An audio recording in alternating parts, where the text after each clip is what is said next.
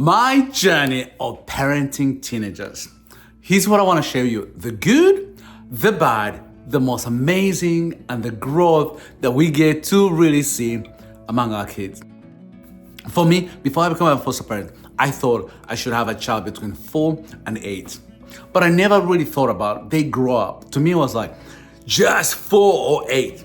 They can feed themselves, they can dress themselves, they can get on the bus, they can go to school, they can tell me if they're hungry, they can tell me if they're sick. That I can do. Anything beyond that? No. Toddlers? Absolutely no. 3-year-old? No, not in my home. That was my idea of wanting to be a parent. I had a box and had to fit in that box. But well, in foster care, it doesn't happen that way. In foster care, literally, basically, you just never know who you're gonna receive. And here's why it's really hard. It's hard because you might say, I can only take 5-year-olds. Well, that might take about 5 years before they find a 5-year-old. Because sometimes they come with their 5, but they have a sister who's 0, 8 months. Or they're 5, they have a 13-year-old brother. So you decided to say only one, they're like, nope. So that's how we get kids. It's not like we plan and then we say, this is how I want my kid. It doesn't happen that way. Usually it's unplanned. Or you say, okay, I can give them one night.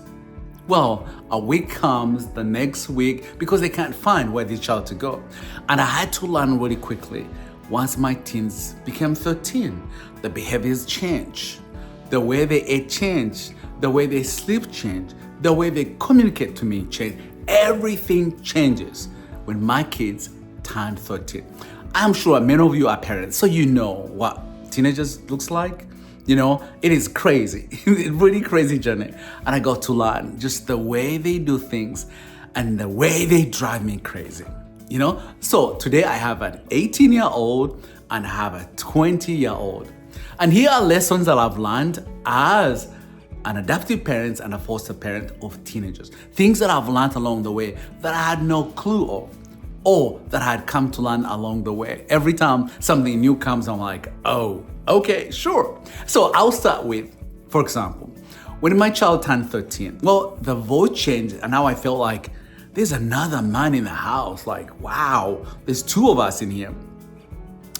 2, the eating habits. You know, they used to eat this little and they used to be picky. Now they eat like hogs. Literally, they eat you like, where is the food going? That was the one challenge. And the third one was the behaviors. The behaviors changed. As a foster parent, I'm trained in one thing, trauma. But when it comes to teenager, it's hard to differentiate between trauma, behavior, disrespectful, hormones. I mean, all of it. It's like hard to really differentiate which one is which, you know? And along the way, I've come to learn, because I know my kids, I've come to learn on how to differentiate all those. One day I went to pick up one of my teenagers and I asked him, hey, he was coming from school. So I said, hey, you had school. He said, yes. I said, do you have homework? He said, yes. I followed by asking, what homework? Do you know how I responded? You don't listen to me. Why don't you trust me? You are such a nagging. And I was like, what did I just asked? What homework? I mean, I didn't listen. I was nosy. I did not pay attention. Why am I not trust? I mean, all those came in a matter of 1 second. Think about it, you're like, wait, what did I do? You know, those rages go from one end to the other. You know, that they interpret what I say in a whole different way. Yes, I had to learn that really quickly. And I had to change the tactics or change the way that I ask questions. You know, that I had to really be careful what I said. And those were really hard. But with time, I got to learn, hey, he's being a teenager, he's being disrespectful or trauma related. That I had to learn all those to figure out how I can be there for my kids. I've got some teens where they thrive on friends. So their phones are on 24/7 talking to someone and you're like, can we have a conversation? And sometimes it's really hard to have privacy because they're talking to you, you think they're talking to you, but they have someone else online listening. because they've been talking forever. And I hate that. Why? Why does everyone have to listen to what I'm saying? This is family matters. This is family. It should stay in here. Well. Teens, So we had to break those things as well. And so I really learned quickly. The other part that I really learned was I had people or kids who now were responding to me like adults. You know, when I said things before, they did not hesitate or they not argue about it. But now they're like, but why? And now I have to explain. They're not 7, they're not 5. I have to explain what I'm doing or I'm asking them what to do. So that's been really, really difficult. You know, time. Eating time is, they have no eating time.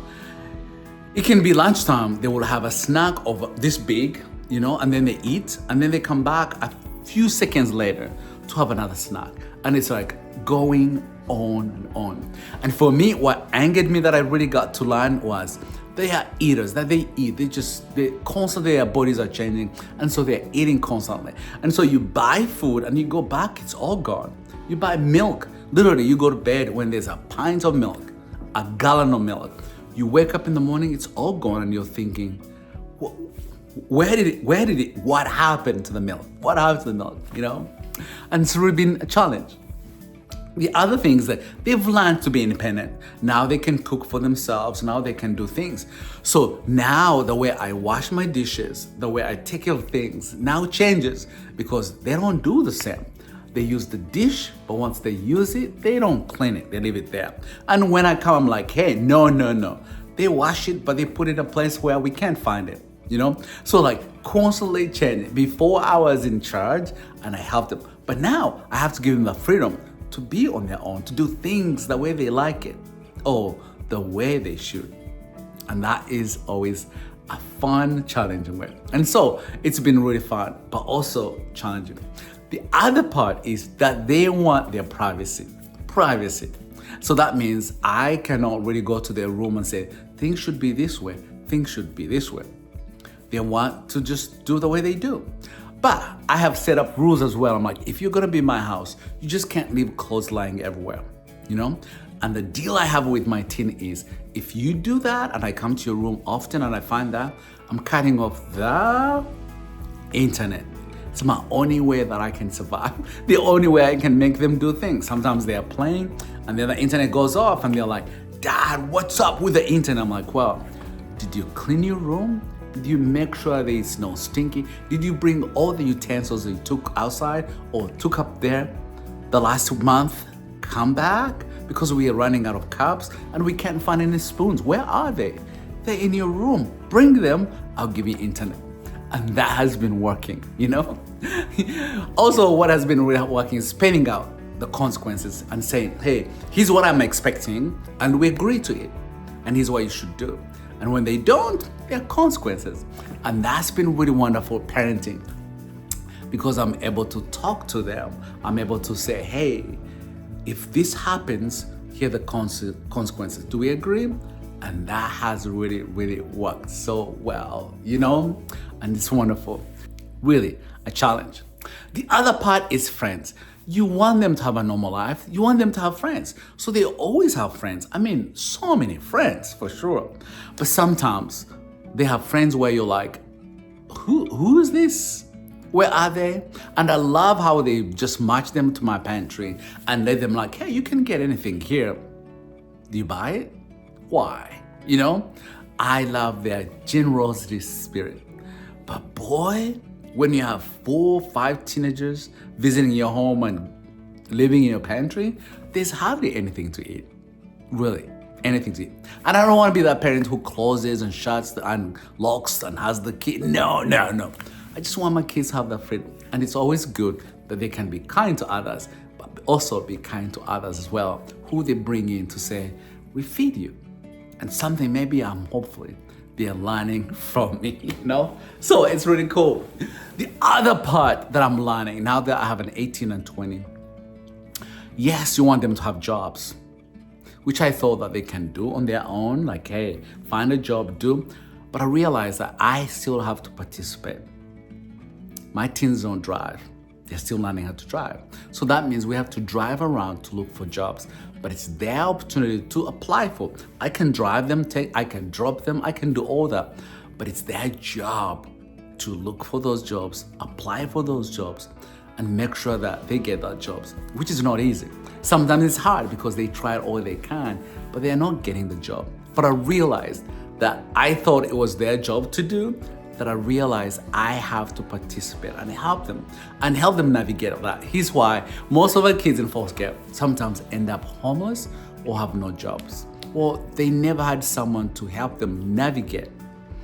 You need a driver's license. What are the job requirements? What do they want you to print out? How do you sit for an interview? How do you dress for an interview? If you never had someone walk through those, how do you learn? The other thing I've learned, especially having a teenager come back, for me, I have a teenager who you all know was with us, and when he turned 18, he decided to go back and look for his mom, and it didn't work. He went back to look for dad, and that didn't work, And along the way, he went back to look for his brothers and sisters and his mom, and it worked for a while, but it never worked as he thought. So here's my lesson, as a foster parent. Our kids grow. Our kids have a fantasy of what life has become on the other side.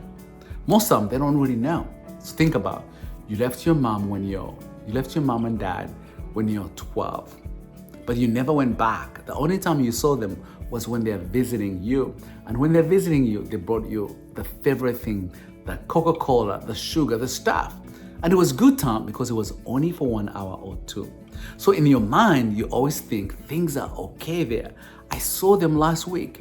They would love me. They showed me all the love. Well, it was only for 2 hours or 1 hour. So we create this fantasy of them thinking, maybe things got better there. Maybe things are so bad where I am right now, but maybe my mom and dad are doing so much better. But also because there are restrictions on how they contact their parents. Some don't talk to them, some do. So they have really no knowledge of what's happening on the other side. So when they turn 18, they're like, adios, I'm out of here. To go see or go find the fantasy they've been living in their head. My mom and dad, since I haven't seen them for 8 years, they are better off. So I'm gonna look for them, I'm gonna find them, they're gonna love me, and they're gonna do everything they can. And sometimes I'm on the other side saying, yeah, that can be true. But also on the other side, like, well, we haven't seen them for 8 years. If things were better, wouldn't they have come back to get you? Wouldn't they have? But usually they don't have to crush their dreams. As a foster parent, all I have to do is rather assist in that relationship, but also assist them as they reconnect back to their biological parents. I cannot talk bad about them. I can be the best I can, be supportive. So that can really be difficult when you have a kid and they're dreaming something that is not true, especially when they turn teenagers. In my case, that's what happened, That yes, they go back and look for mom and dad and they realize that little have changed, and sometimes that's why they come back, and for me, it's taught me so much about parenting, about being a foster parent, and I realized one thing: never give up on a child. And sometimes you're the only link between them being homeless, you're the only link between sexually trafficked, you're literally the only on the other side. When they have one adult they trust, when they have one person they trust that they can listen to, but they know they can come back. That is always a joy, and it changes their lives in so many ways. Think about, all of us have either mom and dad that help us. When jobs are not there, they can give you a place to stay. When you're struggling in your relationship, they are there for you. But think about, if you don't have any of that, what do you do? What do you do? So here's what happens to our teens in foster care who are girls. Literally, they say almost 80% of our teens get pregnant the first year when they turn 19. Think about, why does that happen? Well, most time they age out and they have nowhere to go. And they meet these people who promise them earth and, heaven and earth. Hey, we'll take care of you, we'll do this. but most times just use them for the wrong reason. And because they are looking for that relationship, because they're trusting, sometimes they end up with the wrong person. No one was there to prepare them of what the world at the other end. But most of them, there's no adult in their life to say, hey, you're about to get in trouble. The people that you're hanging out with or the people that are pursuing you are wrong people. Most time they don't have that.